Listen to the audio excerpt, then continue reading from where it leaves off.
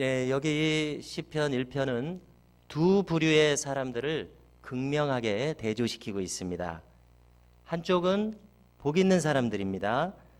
다른 한쪽은 악인들입니다.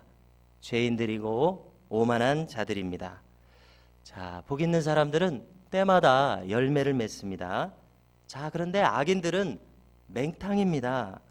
그들은 바람에 나는 겨와 같습니다. 내실이 전혀 없습니다. 자, 복 있는 사람들은 오늘 말씀 마지막에 보니까 하나님의 인정을 받습니다.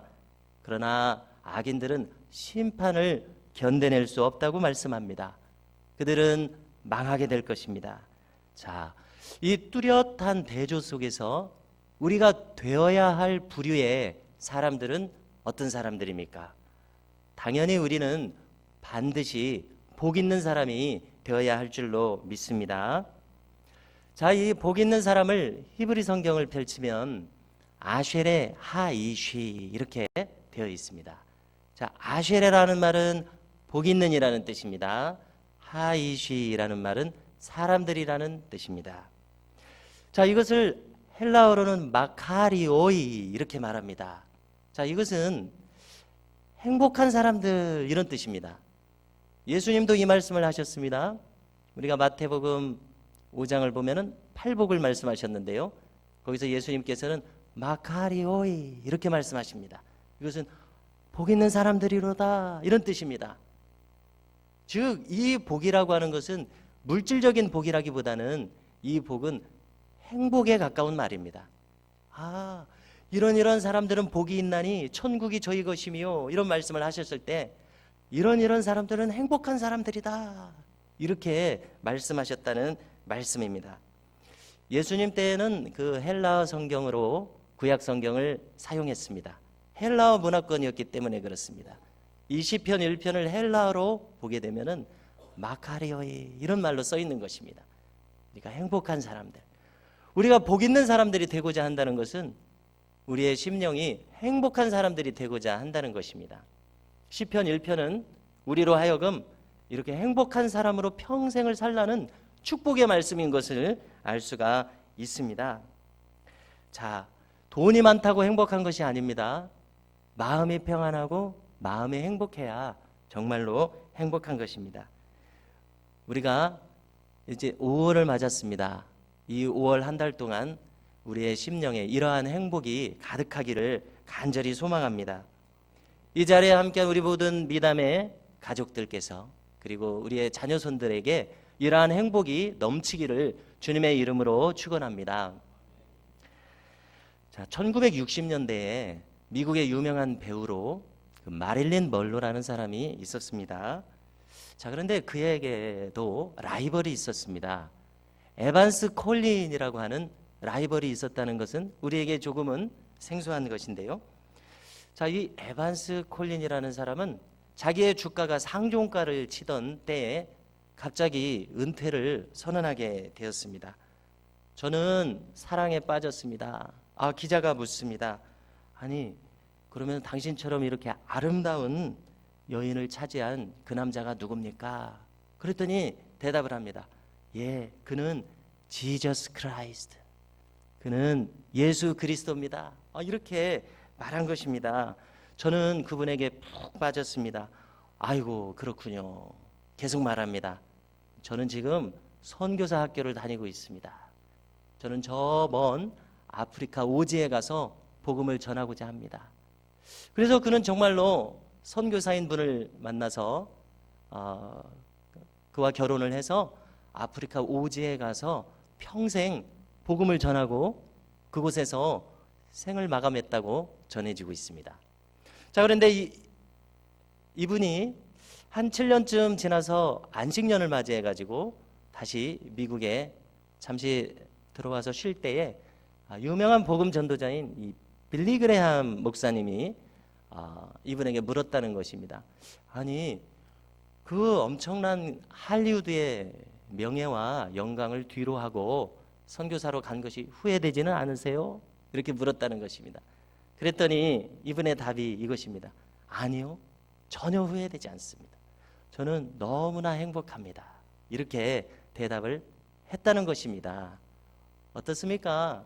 이 세상의 명예는 뒤로 했지만 그의 심령에 참 행복이 깃들어 있는 것을 우리도 엿볼 수 있습니다.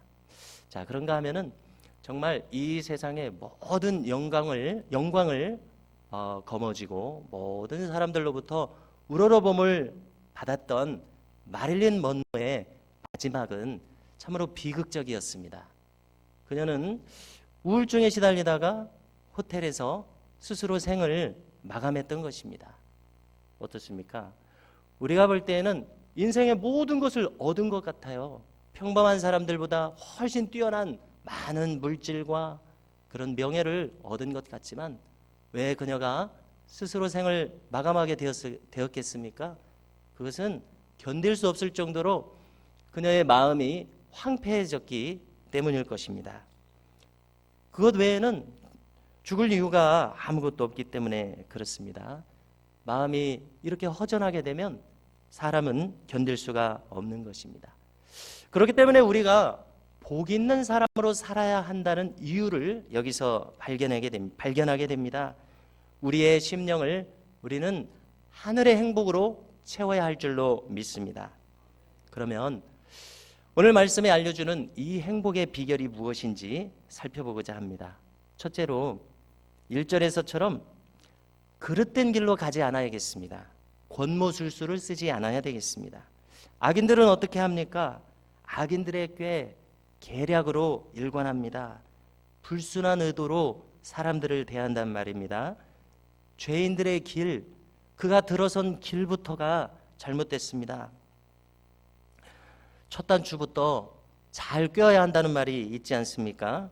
또 오만한 자들의 자리에 앉습니다. 우리는 그래서는 안 되겠습니다. 그들은 하나님 없이 살기 때문에 자기들의 고집으로 가득합니다.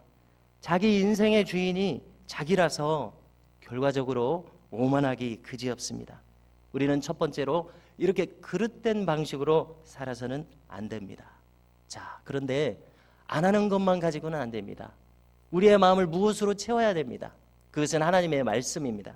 그래서 둘째로 저는 시냇가에 심은 나무와 같습니다. 생명수이신 주님에게 그 뿌리를 내리고 살아갑니다. 이것은 그가 말씀의 사람이라는 뜻입니다. 그의 온 정신이 하나님의 말씀으로 채색되어 있습니다.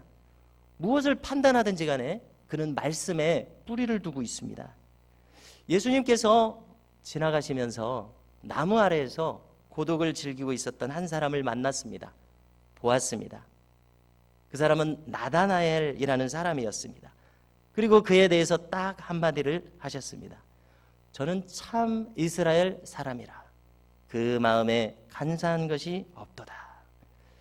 이 말을 들었을 때 나다나엘은 자신을 이렇게 정확히 아는 분을 만난 적이 없었습니다. 그 길로 예수님을 따라 나섰습니다. 마치 자석과 쇠가 서로 찰싹 붙듯이 자기 마음을 다 알고 계시는 이 예수님을 즉시 따랐던 것입니다. 할렐루야. 시냇가에 심은 나무처럼 말씀의 사람이 되면 무슨 일이 일어납니까? 하나님의 뜻이 바로 이 말씀의 사람을 통해서 이루어질 줄로 믿습니다. 우리 모두가 이와 같은 사람들로 살아갈 수 있기를 원합니다. 세 번째로 그 인생의 결과를 우리가 살펴보게 됩니다. 자, 이 행복한 사람의 결말이 어떻게 됩니까? 그는 시절을 쫓아서 열매를 맺는 사람이 됩니다. 그가 하는 일이 다 형통한다고 말씀합니다. 잘못되는 일도 그에게 하나님께서 형통으로 인도하시는 일이요, 잘 되는 일도 하나님께서 형통으로 인도하시는 일이 됩니다. 둘째로 하나님께서 그를 인정하시는 사람이 됩니다. 자, 그러면 다 된 것 아닙니까? 하나님께서 인정하시는 사람이 되면 다 되는 것입니다.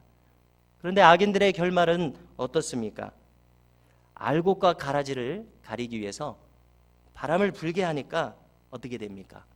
악인들은 그 안에 알맹이가 없기 때문에 저 멀리 날아가 버리는 겨와 같습니다. 그러나 곡식은 무거운 알맹이가 있으니까 바구니 안으로 떨어지게 되는 것입니다. 날아가 버린 겨는 모아서 불에 사르게 됩니다.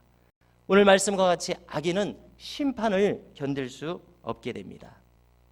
성도 여러분, 오늘 말씀의 총 결론을 함께 나누고자 합니다. 우리는 복 있는 사람으로 살아야겠습니다.